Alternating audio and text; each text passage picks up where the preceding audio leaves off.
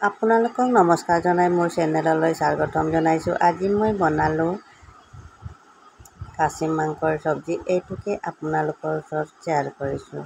প্ৰথমতে মই কেৰাহী এখনত সৰু সৰুকৈ কাটি থোৱা পিঁয়াজ আৰু তেজপাত, ইলাচি দুটামান আৰু লং দুটা, এইবিলাক গোটেইখিনি মিক্স কৰি ধুনীয়াকৈ ৰং হোৱাকৈ ভাজি ল'লোঁ।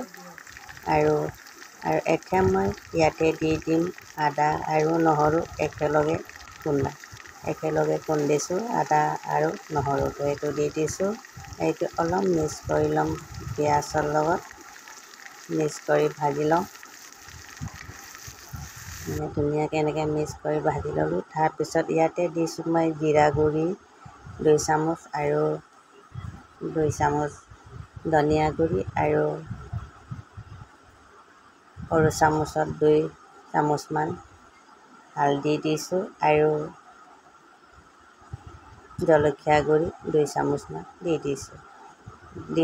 গোটেইখিনি দি ধুনীয়াকৈ মিক্স কৰি ভাজি ল'ম। মই শুকান জলকীয়া গুড়ি 2 চামুচমান দি দিছোঁ আৰু এইবিলাক গোটেইটো ধুনীয়াকৈ এনেকৈ ভাজি লৈছোঁ, মিক্স কৰি লৈছোঁ। এনেকৈ ভাজি লৈ এতিয়া মই ইয়াতে দি দিছোঁ বইল কৰি থৈছিলোঁ। খাচী মাংসটো বইল কৰি বনাইছোঁ।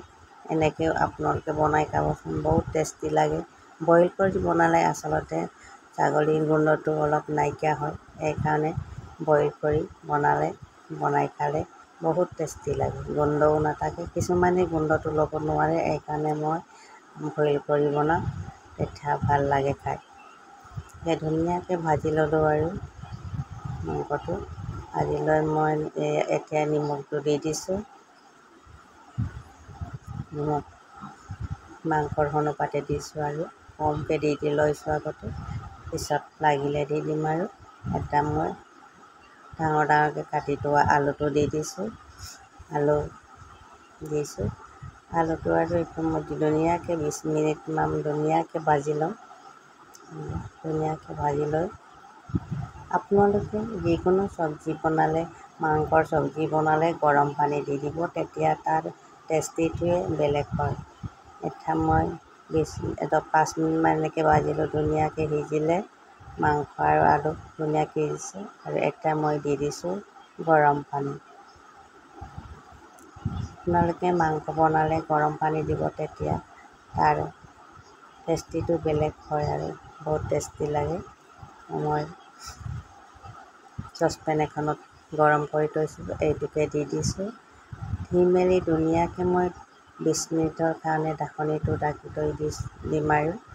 আৰু এইটোকে আপোনালোকৰ ওচৰত আজি মই শ্বেয়াৰ কৰিলোঁ। আৰু আপোনালোকে প্লিজ মোৰ চেনেলটো ছাবস্ক্ৰাইব কৰি দিব, লাইক কমেণ্ট কৰি দিব আৰু শ্বেয়াৰ কৰি দিব। আৰু আপোনালোকৰ আশীৰ্বাদ দিব বুলি মই আপোনালোকৰ ওচৰত সদায়ে আশীৰ্বাদ বিচাৰিছোঁ। আপোনালোকে নিশ্চয় দিব।